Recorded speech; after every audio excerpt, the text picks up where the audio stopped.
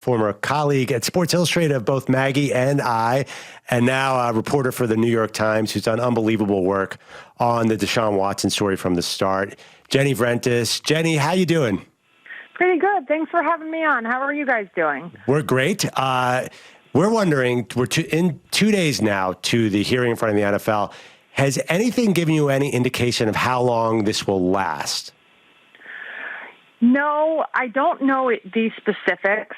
It's a situation where we're all trying to get as much as we can, but one of the complicating factors is that this is a new process. This is the first case to go through a personal conduct policy disciplinary hearing under the new CBA. So for the first time, there's this jointly appointed disciplinary officer, Sue Robinson, a former federal judge. And so, she's hearing evidence yesterday and today. I don't know exactly how long this could run. I don't even know if the people involved necessarily know, because it depends on what questions she asks, what information she wants to hear. Obviously, both sides have a case that they want to make to her, and she's read evidence and briefings before the hearing. So it's not like the hearing is the first time that she's ever encountering this information.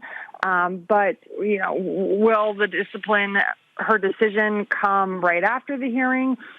They also have an option in the CBA. You can file briefings afterward if both sides agree and the judge wants that. So there's just a lot up in the air. And because it's a new process, I don't have as great of a feel of exactly how this part is going to go. Jenny, I've read so many things about what the NFL wants, a year, an indefinite suspension. Then I read something yesterday from Rob Maaddi that if they came back with 6 to 8 games, they wouldn't appeal that. Is the NFL stance still that they would prefer Deshaun Watson to be suspended at least a year?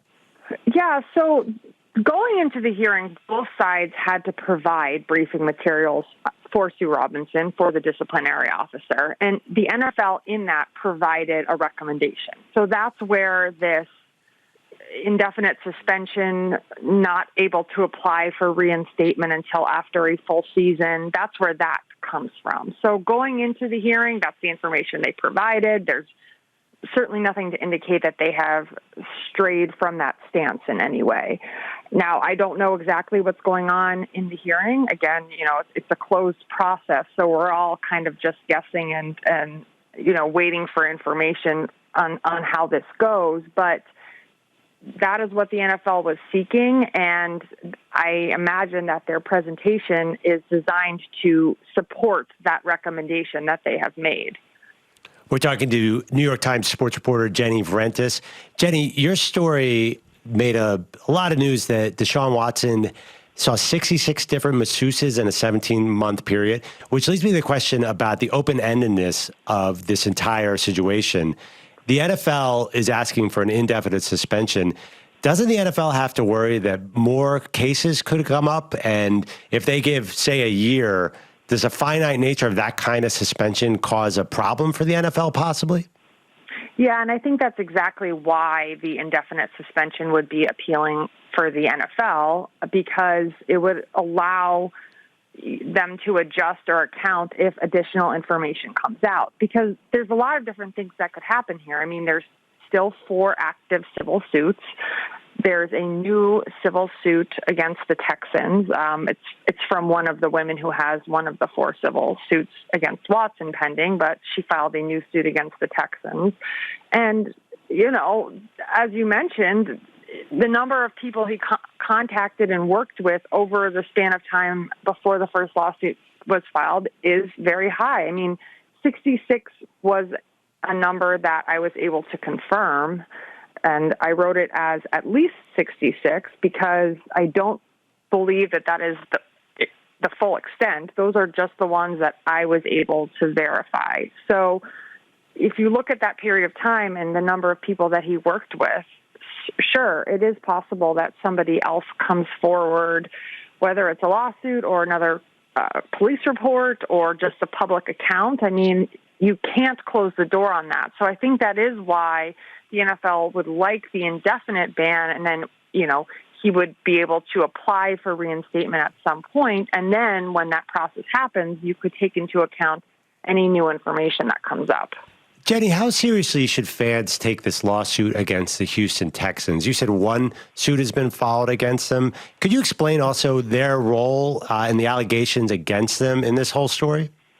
Yeah, so a lot of what's in the suit was what was reported in our article a couple of weeks ago about the Texans' role in whether knowingly or not enabling some of the conduct that Watson is alleged to have engaged in. And I think there's two main things. One is that the team provided him with access to one of the venues that he set up massages at. It's an upscale hotel and club called the Houstonian. So that was one way in which team resources sort of opened the door for him to set up these appointments. Again, not saying that the team knew exactly what he was doing at the Houstonian, but that's one use of team resources. I think more directly is that in November of 2020, there was a woman who would later sue Watson who posted about him on Instagram. She posted some text message exchanges, his Cash App name in Cash App receipts, as well as his phone number to establish that she was showing messages from him. She also wrote, "I could really expose you."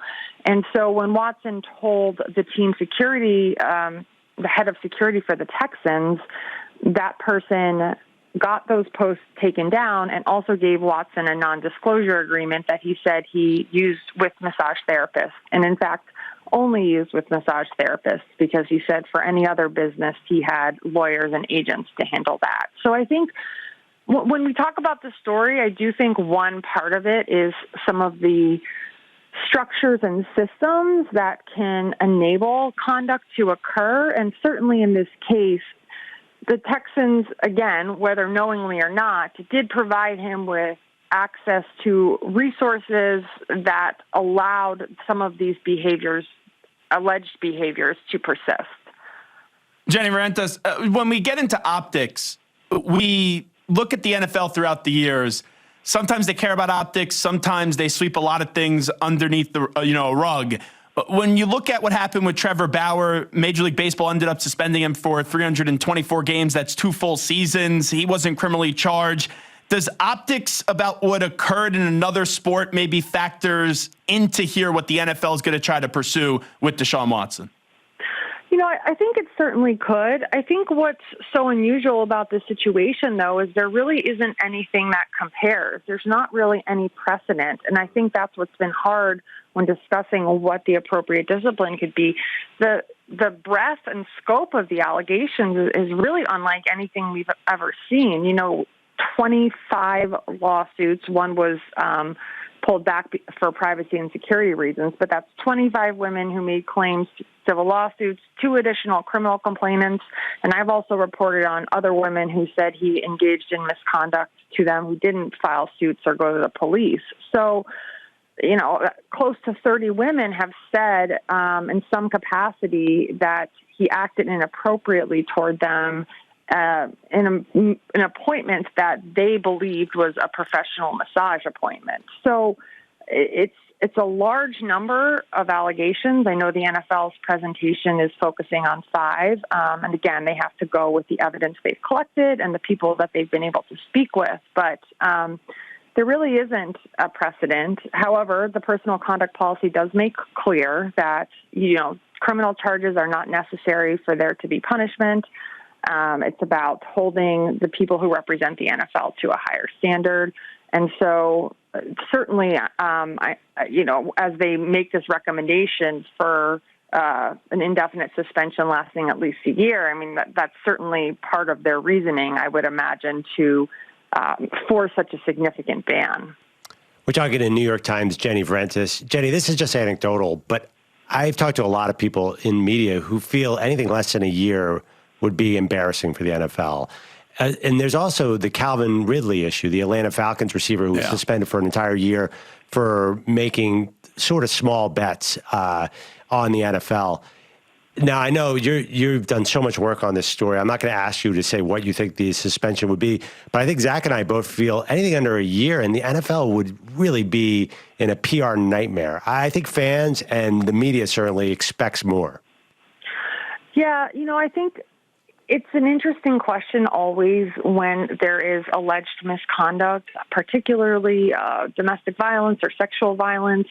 It's always really uncomfortable to talk about what number of games is appropriate. But there are ongoing civil suits. There were no criminal charges brought. But, even the district attorney in Harris County sort of pointed to the other parts of the process, saying just because criminal charges weren't brought doesn't mean that a person is not guilty. And she pointed specifically to both the civil process and the NFL disciplinary process. So, I do think it is an important, an important part of holding players accountable for alleged actions that, even if there aren't criminal charges brought or we're going to see the outcome of the remaining civil suits. I do think the NFL disciplinary process can have an impact in terms of players don't like to miss time. They don't like to miss salary. It can have, the kind of effect of deterring, misconduct if it's applied appropriately. I mean, of course, Watson's team is pushing to minimize that, and he has rights under the collective bargaining agreement to do so. But I think it's again, it's always difficult to sort of talk about these allegations in the terms of the number of games missed. But I do think just as important is the NFL showing that it's taking these accounts seriously, and that, women who come forward or anybody who comes forward, makes an allegation, and makes an allegation that is backed up by, evidence, as many of these accounts are, that those are taken seriously and what they have to say is listened to and is valued. Jenny, thank you for your insight. And on a side note, so proud of you for going from SI to New York Times. I know we worked together several times at Sports Illustrated. I saw you in many locker rooms, and really excited for you. And I'd like, Maggie and I are probably going to need help with this story going forward, because I don't think it's anywhere near done. I think there's a lot more to come as well. But thank you for having me on. So excited for your new show. And would love to talk again. Great. Thanks, Jenny. Thank you for watching our video. Please like, comment, and subscribe. And if you want to see more videos like this, just hit the bell. Yeah, ring the bell. Just hit the bell.